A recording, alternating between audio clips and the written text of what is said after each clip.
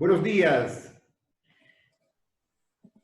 Hacemos contacto con el colega boliviano Alfredo Saconeta, comunicador social, editor del periódico Rima y Pamba, investigador del Centro de Estudios para el Desarrollo Laboral y Agrario. Alfredo, buenos días, gracias por aceptar la invitación. ¿Qué tal, Jaime? Un gusto, un saludo cordial hasta allá, Ecuador, nuestro país hermano. Un saludo afectuoso desde La Paz, Bolivia. Creo que son tiempos difíciles, pero que con bastante optimismo hay que encararlos y realmente nos agrada estar en contacto ahí a la distancia. Bien, Alfredo, quisiera que nos cuentes acá a los ecuatorianos cómo están viviendo los hermanos bolivianos en esta emergencia sanitaria, cómo la están enfrentando.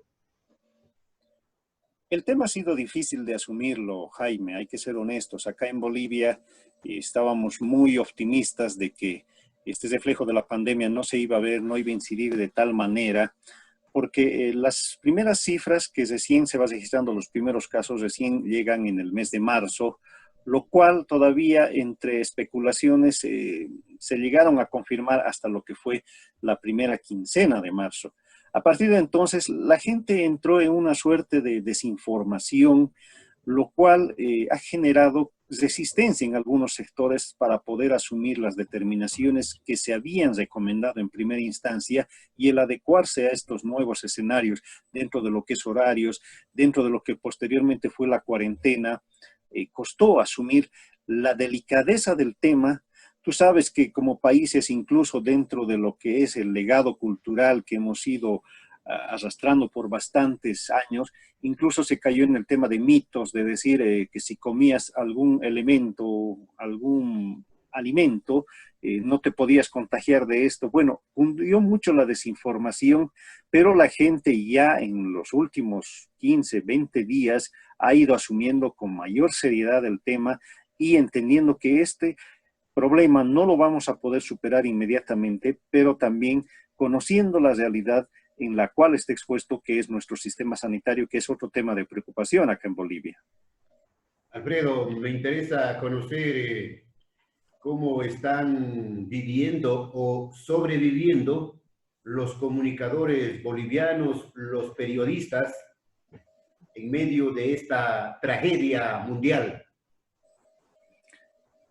Ha sido un desafío bastante enorme, porque justamente en Zimaipampa, que es el medio donde yo trabajo, vimos la problemática, ni bien se iba desarrollando o imponiendo las cuarentenas acá en las diferentes regiones y después una cuarentena total en todo el estado boliviano, porque la mayor dificultad con la que primero atravesaron los medios impresos fue el tema de suprimir el tiraje tradicional, que es la versión impresa, lo cual evidentemente ya generó una suerte de preocupación porque en Bolivia se tiene todavía varios medios en este orden, lo cual dificultaba sus ingresos.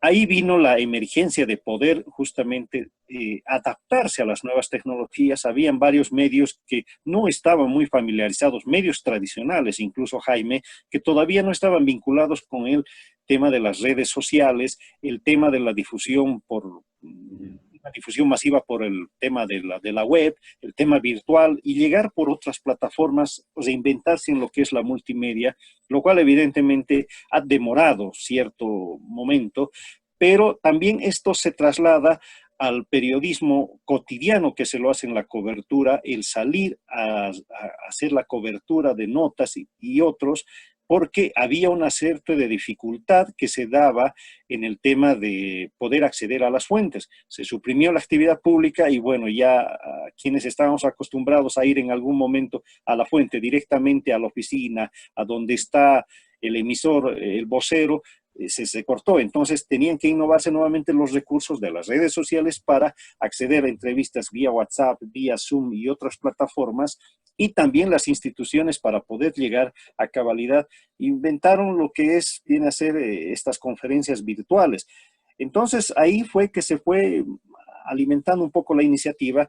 Sin embargo, el hecho lamentable es que hay algunos hechos que tienen que ser cubiertos en directo, particularmente en el caso de la televisión, y esto derivó en que se tenían dos casos sospechosos de colegas que han contraído el coronavirus, uno en Tarija y otro acá en La Paz. Uno se descartó, más bien de forma agradable con la noticia acá en La Paz, pero el caso de Potosí, de Tarija, se confirmó. Entonces, esto genera preocupación porque el periodista está expuesto en primera línea también.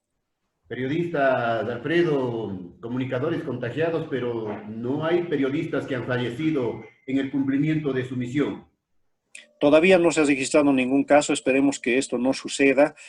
Hasta ayer Bolivia tenía 3.372 casos confirmados y la cantidad de decesos, bueno, ha llegado a 152. Cuando vemos estas cifras a nivel latinoamericano, a nivel sudamericano, la región todavía son bajas, pero considerando de que el nivel de incremento que se va dando en Bolivia está bordeando los 200 casos por día. Entonces es una cifra, hay dos regiones muy golpeadas que es Santa Cruz y Beni, donde el promedio están casi 100 y algo más por día en Santa Cruz y los 80 para arriba en Beni, que son regiones, particularmente Beni, una región muy alejada, con muchas carencias, y Santa Cruz, que bueno, es una metrópoli que cuando se habla de Bolivia es un referente. Cifras bajas comparadas, si comparamos con países como Brasil y Ecuador, en donde la situación está sumamente complicada, se ha desbordado. Sí, exacto. Ese es parte del discurso que se ejerce acá para decir que todavía esto no ha afectado, pero cuando hacemos un equivalente a lo que viene a ser el comportamiento de la curva, esta todavía no está en descenso. Es más, las autoridades hasta el día de ayer todavía iban manejando la posibilidad de ampliar esta cuarentena total que empezó el 22 de marzo y que se sigue extendiendo. Hay sectores que están peleando, están demandando que esto se suprima, pero el mayor problema para Bolivia en todo caso es que no tenemos un sistema sanitario debidamente equipado, debidamente amparado o acompañado con los recursos humanos, médicos y técnicos, lo que en caso de levantar una cuarentena y que se vuelva en la normalidad, así sea en parte, estaría exponiendo a que esto posiblemente estas cifras incrementen y nuestro sistema no estaría apto para responder. Igual sucede, Alfredo, en nuestro país, estamos viviendo momentos sumamente difíciles. Diariamente se presentan denuncias de corrupción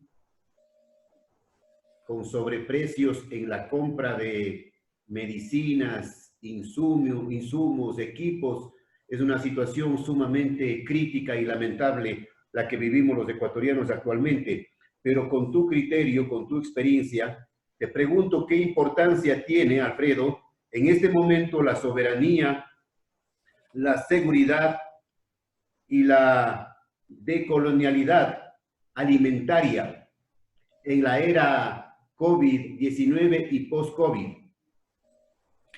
Acá el tema de seguridad alimentaria es un concepto bastante discutido y te lo comento, Jaime, que este nuevamente ha entrado en la agenda de debate, particularmente estos días, porque el gobierno la pasada semana aprobó un decreto por el cual se estaría agilizando los análisis para ver qué semillas transgénicas estarían entrando a ser aprobadas. El hecho ha levantado bastante polémica, bastante resistencia, posturas a favor de los empresarios, posturas en contra de parte de ONGs, activistas, estudiosos, académicos del tema, porque en muchos casos señalan que era el peor momento para meter a discutir el tema y un tema que en cuestionamiento político era algo que ya había iniciado el gobierno de Evo Morales y que en su momento quedó pendiente, pero ahora viene y se consolida. Bolivia tiene una variedad de producción agrícola, esto es muy evidente, pero parte de esta también depende de lo que es la importación, particularmente si te hablo de papa, por ejemplo, que llega a la mayoría de Perú, acá a Bolivia. Bolivia solo produce el 10% de lo que se consume en total. Entonces, la producción agroindustrial se concentró en el oriente, lo cual no estaba en manos de los empresarios, agroempresarios, lo cual señalaban que no estaba en la cabalidad para poder dar ese alimento de calidad, esa soberanía alimentaria. Y justamente también este es el discurso que agarran los agroempresarios para decir, puede haber una carencia de alimentos. Y en este momento lo que se necesita garantizar es alimentos, por eso es que tenemos que recurrir a semillas transgénicas y otras iniciativas que viene a ser de la ciencia. Entonces, ahí viene este debate. Alfredo, se conoce sobre un estudio realizado a las llamas, animales claves, que en su sistema inmunológico habría algo que pueda combatir el COVID. Sí, nos enteramos eso por medios internacionales, bueno, particularmente que de Estados Unidos estaría haciendo algunos estudios, pero así información básica o algo que se pueda aportar desde acá todavía no ha podido hacerse, no ha podido tener mayor efecto. Y esto entonces todavía sigue en veremos, ¿no? Las esperanzas de que se pueda desarrollar o algún avance, sea en vacuna, sea en la cura para lo que viene a ser el COVID, es el cotidiano. Gente con la que conversamos todos los días nos pregunta a nosotros que somos periodistas, ¿se ha podido enterar de alguna noticia, de algún avance científico? ¿Qué sabe de esto? Se dice nuevamente ahí los mitos de que dice, pero que están haciendo esto y que va a resultar. Entonces, la esperanza de la gente está puesta en esto, pero penosamente no se ha podido avanzar en algo más que pueda aportar a esta versión. Alfredo, cambiemos de tema rápidamente. ¿Qué nos puedes contar, informar sobre las elecciones presidenciales en tu país? Este es un tema complicado porque la pandemia del coronavirus, la crisis que ha generado, viene a aumentar la crisis política que se tiene en el país. Recordemos que en octubre, en unas elecciones fallidas por el fraude que se pudo identificar de parte del movimiento al socialismo, estas quedaron en vacío. Esto originó la salida de Evo Morales y, bueno, que entre un gobierno de transición. Los plazos se estaban cumpliendo para hacer una elección en este pasado 3 de mayo que debían haberse realizado. Sin embargo, la coyuntura dejaba en segundo plano el tema de las elecciones. Ahora se ha establecido una ley hace 2 semanas atrás por la cual se establecía que las elecciones no deberían pasar en lo que es el 3 de agosto en su realización. El hecho que ha generado bastante convulsión, ¿no? Nuevamente cuestionamientos de decir, no sabemos cuándo va a terminar esta pandemia, no sabemos cuál va a ser el escenario que vamos a tener en agosto, y se imagina sacar a la gente a que tenga que sufragar el 3 de agosto. Imposible. Es imposible porque es un foco de contagio con las medidas de seguridad que uno asume, la cantidad masiva que tendría que salir ese domingo. Entonces es un problema, pero esto ha derivado en muchos otros problemas que si gustas lo conversamos, porque esto ha generado una guerra política, porque estas posturas de uno y otro gente queriendo sacar rédito, queriendo desinformar, está generando un malestar en la sociedad.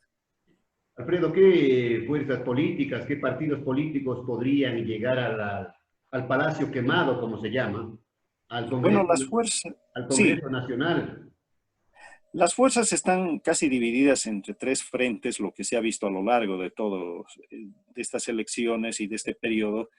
Una que es por el Frente de Comunidad Ciudadana, que está encabezada por el expresidente Carlos Mesa, que participó en la anterior elección e hizo frente al MAS, y justamente fue por donde surgió la crítica de que había hecho fraude el MAS, era por la cercanía del voto que logró Carlos Mesa hasta llegar casi a alcanzar a lo que fue el voto supuestamente recolectado por Evo Morales. Después se encuentra la agrupación Juntos, que es la agrupación que se ha hecho en torno a la actual presidenta Yanine Áñez, que está aglutinando a varias fuerzas políticas, y el tercero, el Movimiento al Socialismo, que nuevamente postula las elecciones. Pero mira, después de casi 20 años de trayectoria del MAS, es la primera vez que Evo Morales no va y recurren a un candidato que es Luis Arce, que era su ministro de Hacienda.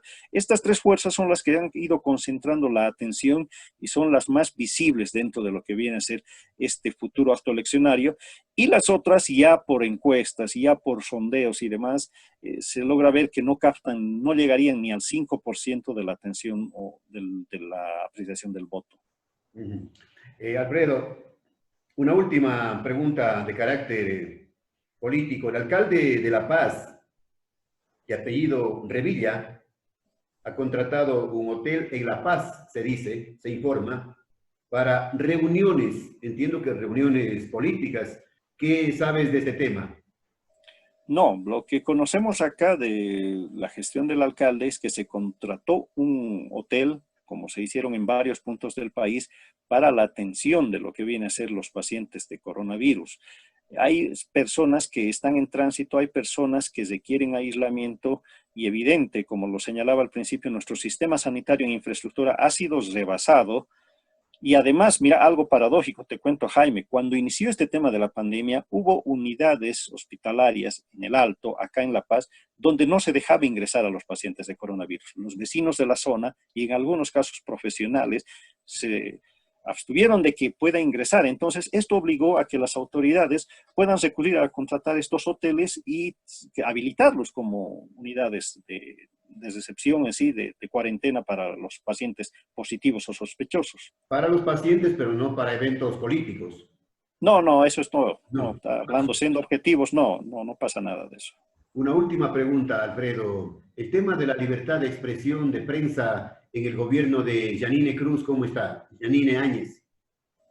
Mira, es un tema que con bastantes críticas y observaciones. Te cuento que hasta la anterior semana se dispuso un decreto por el cual, el decreto 4231, porque penalizaba no solo a la desinformación, sino incluía la información de cualquier índole, esta sea de forma escrita, impresa o hasta artística, lo que es las caricaturas, y que ya venía a cuestionarse parte de los decretos que fue el decreto 42, el 44.200, que justamente penalizaba la desinformación.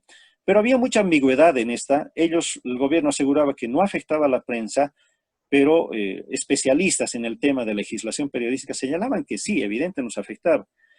Hubo mucha presión, Jaime, y presión que tuvo su resultado el día de ayer, porque ayer en la noche salió un decreto por el cual se dejaba sin efecto todos estos decretos que atentaban contra la libertad de expresión. Ahora, siendo objetivos en esto, Jaime, entendemos que la preocupación del gobierno para limitar este tema de la libertad de expresión se debe a que particularmente desde el inicio de la cuarentena, y hablemos desde ya, el mes de abril, de integridad, hasta la fecha, hay una campaña sostenida de desinformación dentro de lo que es el coronavirus, y ha habido una campaña virtual, incluso abierta, del Movimiento al Socialismo del partido de Evo Morales, que ha estado generando desinformación de esto y difundiendo mentiras. Nosotros como Zimaipampa habíamos detectado el 14 de abril con la organización Bolivia Verifica, que es alguien que hace la verificación, el fact-checking de las fake news, y habíamos detectado 500 grupos de Facebook que difunden mentiras relacionadas al tema de coronavirus.